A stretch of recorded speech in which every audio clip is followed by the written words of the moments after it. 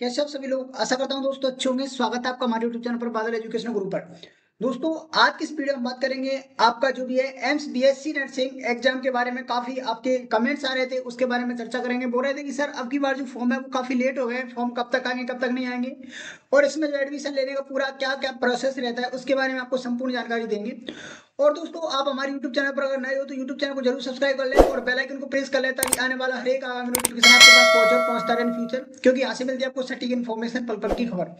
तो जैसा कि आप सभी स्टूडेंट्स को पता होगा, अब की बार जो है एम्स ने आपके जो फॉर्म है वो लेट कर दिए हैं, लेट आपके फॉर्म हो गए हैं। तो उसके बारे में पहले आपसे बात करते हैं कि जैसे कि एम्स आपको बीएससी नर्सिंग अगर करना है तो एम्स बीएससी नर्सिंग करने के लिए पहले तो काफी स्टूडेंट्स कमेंट्स करते हैं कि सर बॉयज भी इसके लिए एलिजिबल होते हैं क्या। तो इसके लिए ओनली और ओनली गर्ल्स ही एलिजिबल होती हैं। गर्ल्स के लिए ओनली कोर्स रहता है, ना कि बॉयज के लिए रहता है। ठीक है, ध्यान रखना आप इस चीज को। काफी के डाउट आते हैं स्टूडेंट्स की। तो बीएससी नर्सिंग करने के लिए ओनली और ओनली गर्ल्स एलिजिबल होती हैं। बाकी जो लड़के होते हैं वो एम्स जो है पैरामेडिकल का फॉर्म भर सकते हैं। आप इसके माध्यम से पैरामेडिकल में जा सकते हो। ऑनलाइन आपके इसमें फॉर्म भरे जाते हैं, ऑनलाइन इसका प्रोसेस रहता है फॉर्म का। और यहाँ पर नेक्स्ट अगर बात करते हैं तो एलिजिबिलिटी क्राइटेरिया की अगर बात करते हैं, काफी कमेंट्स आ रहे थे कि सर एलिजिबिलिटी क्राइटेरिया क्या रहता है। तो एलिजिबिलिटी क्राइटेरिया की अगर बात करते हैं तो यहाँ पर एलिजिबिलिटी देख सकते हो, टू एलिजिबल फॉर एफसीएससी नर्सिंग ऑनर्स, ठीक है ना, nursing program 2025 you must be an Indian citizen. कहने का मतलब है कि आप इंडियन सिटीजन होने चाहिए। उसके बाद में you have pass 12th class with physics chemistry और बायोलॉजी। आप जो भी है आपकी 12वीं पास होनी चाहिए। और किससे पास होनी चाहिए? फिजिक्स केमिस्ट्री और बायो, यानी बायो सब्जेक्ट आपके पास में होनी चाहिए, तो आप इसके लिए एलिजिबल होते हो। देन उसके बाद हम बात करते हैं and English and be female candidate. यहाँ पर साफ साफ मेंशन कर रखा है कि आप एक तरह से जो भी है महिला कैंडिडेट होने चाहिए, ठीक है ना, क्योंकि फीमेल के लिए, ये लड़कियों के लिए किया होता है, ये जो बीएससी नर्सिंग होता है वो। और ऑल ओवर इंडिया की जितनी भी गर्ल्स हैं वो इसमें पार्टिसिपेट कर सकती है, ठीक है ना। नेक्स्ट अगर यहाँ पर और डिटेल की अगर बात करते हैं तो नेशनैलिटी की अगर बात करते हैं तो यू मस्ट बी इंडियन, आप सिटीजन होने चाहिए। उसके बाद में बात करते हैं एज लिमिट का। अगर इसमें प्रोसेस देखा जाए तो एज लिमिट की अगर बात करते हैं तो you must have complete the age of यहाँ पर 70 ईयर, ठीक है ना, age on the specified dates, ठीक है ना, यूजुअली दिसंबर 31 दिसंबर, ठीक है ना। तो कहने का मतलब है कि जो भी है 31 दिसंबर डेट की जो एडमिशन की 31 दिसंबर आएगी, उससे आप उस डेट को आप जो भी है 17 साल के पूरे होने चाहिए, ठीक है ना। तो ये आपकी इसमें जो भी है यहाँ पर एज लिमिट की अगर बात हो गई।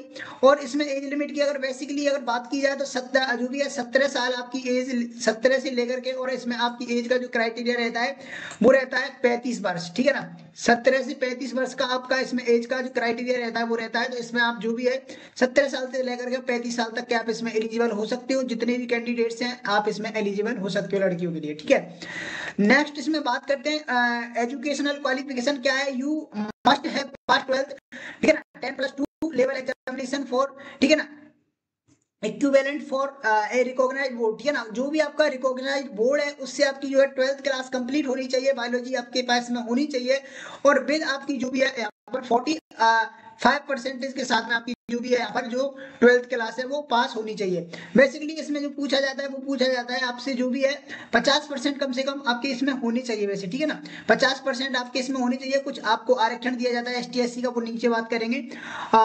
सब्जेक्ट देख सकते हो कौन कौन सी सब्जेक्ट आपके पास होने चाहिए, जो भी है मतलब कौन सी सब्जेक्ट से आप पास होने चाहिए। तो इसमें पहले ही हमने बता दिया है, वो दे रखे आपकी फिजिक्स केमिस्ट्री और बायोलॉजी, इंग्लिश कंपलसरी सब्जेक्ट आपका है। देन नीचे जाके स्क्रॉल करते हैं तो नीचे देखते हैं यहाँ पर अगर बात करते हैं तो आपके जो भी है मिनिमम जो मार्क्स है आपके वो रहने चाहिए 50 जो भी है 55% के साथ में आप जो भी है अपना जो भी है 12th क्लास पास होना चाहिए। जनरल और ओबीसी कैटेगरी के लिए, अगर एससी और एसटी के लिए अगर बात करते हैं तो ओनली यहाँ पर 50 जो है नंबर का यहाँ पर क्राइटेरिया रखा गया है। उसके बाद में अगर बात करते हैं तो gender only female candidate are eligible for this programme. इस प्रोग्राम के लिए ओनली और ओनली यहाँ पर फीमेल कैंडिडेट ही एलिजिबल होती हैं। तो यहाँ पर आप देख सकते हो ये फीमेल कैंडिडेट के लिए ये एडमिशन है वो दिया जाता है। देन उसके बाद में बात करते हैं अपियरिंग का। तो candidate appearing in their qualifying examination in 2025 जो भी है will be eligible to apply. तो यहाँ पे जो भी स्टूडेंट्स हैं जैसे कि आपने 12th कर लिया, 12th करने के बाद में आप जिस एग्जाम के लिए अपियरिंग होना चाहते हो तो आपको जो भी है अपियरिंग होने के लिए जो एग्जाम है वो आपको क्वालिफाई करना पड़ेगा, ठीक है ना। क्वालिफाई इसमें आपको एग्जाम जो है करना पड़ता है आप जब आप इसमें अपियर होते हो। उसके बाद में जब आपका जैसे कि आपने एग्जाम दे लिया, एग्जाम के बाद में आपका जो भी है रिजल्ट आता है, रिजल्ट के बाद में आपका पता है सीबीटी मोड में जिसका जो आपका एग्जाम है वो होता है, सीबीटी मोड आपका पता होगा आपको कि सीबीटी मोड में ही जो आपका एग्जाम है वो कंडक्ट करवाया जाता है। तो जितने भी स्टूडेंट्स हैं उसका आपको पता होगा कि किस तरह से जो आपका और ऑनलाइन है वो आपका होता है एग्जाम, ठीक है ना। जैसे कि आपको पता होगा जो आपका एग्जाम है वो आपका एग्जाम कंडक्ट होता है। उसके बाद में एग्जाम कंडक्ट होने के बाद में आपका जो भी है रिजल्ट आता है। रिजल्ट के बाद में मेरिट बेस पे आपके ऑल ओवर इंडिया के जितने भी कॉलेजेज हैं उन सभी कॉलेजों के लिए, भारतवर्ष की जितने भी कॉलेज हैं उन सभी कॉलेजों के लिए लड़कियों का जो भी है मेरिट के आधार पे जो भी है सिलेक्शन होता है। जैसे कि आपकी जो भी है पहले आपकी जो भी है एंट्रेंस एग्जाम होगा, एंट्रेंस एग्जाम के आधार से फिर आपकी जो मेरिट लिस्ट बनती है, मेरिट के आधार पर आपकी जो कट ऑफ है वो जाती है, ठीक है ना। तो ये यहाँ तक हो गई फॉर्म की बात, ठीक है ना। और अगर कॉलेजों की अगर बात करते हैं तो ऑल ओवर इंडिया में इसकी जो भी कॉलेजों की अगर संख्या की बात करते हैं तो ऑल ओवर इंडिया में इसकी जो भी है 18 प्लस आपकी समथिंग समथिंग कॉलेजेस हैं। 18 प्लस इसमें आपकी जो है कॉलेजेस हैं ऑल ओवर इंडिया के अंदर। तो जैसे कि अगर बात करते हैं तो एम्स जोधपुर है, जोधपुर एम्स, ठीक है ना। एम्स जोधपुर, बठिंडा, भुवनेश्वर, बीवी नागर, ठीक है ना। उसके बाद में भोपाल है और भुवनेश्वर है, दिल्ली है। तो बहुत तमाम यहाँ पर एम्स आपको देखने को मिलेंगे। तो अच्छे अच्छे एम्स में आपको जाने का मौका मिलता है। और यहाँ से बीएससी नर्सिंग करते हो तो आपके लिए एक बहुत बड़ी अपॉर्चुनिटी है कि आप यहाँ से बीएससी नर्सिंग करते हो, ठीक है ना। क्योंकि एम्स से बीएससी नर्सिंग करना एक सपना होता है हर एक स्टूडेंट्स का। तो यहाँ से आपके लिए बहुत बड़ी अचीवमेंट है। नेक्स्ट अगर बात करते हैं इसमें जो भी है अब फॉर्म कब आएंगे कब नहीं आएंगे, तो जैसे कि आपको पता होगा वैसे आपके फॉर्म आ जाने चाहिए, लेकिन फॉर्म इस बार है जो है लेट हो गए। लेकिन अगर फॉर्मों की अगर बात करते हैं यहाँ पर मोटे मोटे तौर पे अगर बात की जाए, काफी स्टूडेंट्स की कमेंट्स आए थे, बोल रहे थे कि सर मोटे मोटे तौर पे बता दीजिए कि फॉर्म कब आएंगे कब नहीं आएंगे। उसके बारे में यहाँ पर थोड़ी सी बात कर लेते हैं।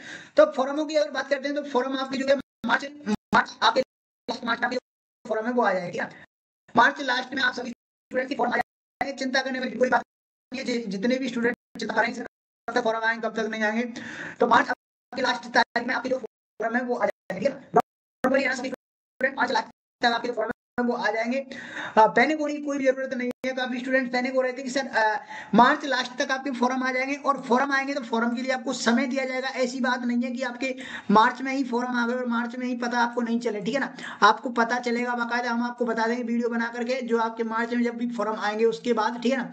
मार्च में फॉर्म आएंगे और पूरा मार्च आपका जो है फॉर्म आएंगे। जैसे लास्ट मार्च में आपके फॉर्म आते हैं तो मार्च में तो फिर फॉर्म आएंगे लास्ट में, लेकिन इसमें आपका अप्रैल पूरा जाएगा। अप्रैल में आपके पूरे अप्रैल आपके फॉर्म भरे जाएंगे। तो काफी इसका लंबा प्रोसेस चलता है, ठीक है ना, ध्यान रखना आप इस चीज का। अब यहाँ पर बात करते हैं कि आपका एग्जाम कब तक होगा कब तक नहीं होगा, तो उसके बारे में भी संपूर्ण जानकारी दे देते हैं कि कब तक आपका इसका एग्जाम है जो कंडक्ट होगा। तो एग्जाम की अगर बात की जाए यहाँ पर तो देख सकते हो जो प्रोग्राम है 2024 2025 का जो प्रोग्राम है उसके रिगार्डिंग अगर बात की जाए तो आपका जो बीएससी नर्सिंग का प्रोग्राम है उसकी अगर हम बात करते हैं तो यहाँ पर तमाम स्टूडेंट्स देख सकते हो जो बीएससी नर्सिंग का प्रोग्राम है, बीएससी नर्सिंग 2025 में एंट्रेंस एग्जाम अगर कंडक्ट होने की जो डेट है वो है आपकी 5 जून 2025 संडे के दिन, ठीक है ना। रिजल्ट का जो नोटिफिकेशन है उसकी बात करें अगर तो वो है आपका 16 वो सॉरी 6 जून का आपका जो रिजल्ट का है वो है। उसके बाद में काउंसलिंग का जो प्रोसेस रहेगा वो रहेगा आपका यहाँ पर देख सकते हो अभी डेट डिक्लेयर नहीं की है, फर्स्ट राउंड की भी डेट डिक्लेयर नहीं की है। बाकी एग्जाम एंट्रेंस होगा आपका 1 जून को, ठीक है ना। उसके बाद में 6 जून को आपका रिजल्ट आ जाएगा। तो ये सारा का सारा जो प्रोसेस है वो हमने बताया है आपकी बीएससी नर्सिंग के रिगार्डिंग। लास्ट मार्च तक आपके जो फॉर्म है वो आ जाएंगे, डोंट वरी रहना। सभी विद्यार्थी जितने भी तमाम स्टूडेंट्स हैं वेट कर रहे हैं बेसब्री से, तो मार्च तक आपके जो है लास्ट मार्च तक आपके फॉर्म है वो आ जाएंगे, डोंट वरी रहना।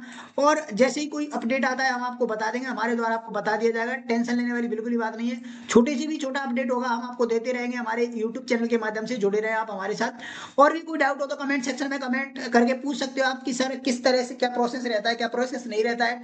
और वैसे आपको एम्स की जो वेबसाइट है वो आपको यहाँ पर देख लेनी है, एम्स की वेबसाइट पर विजिट करते रहना है।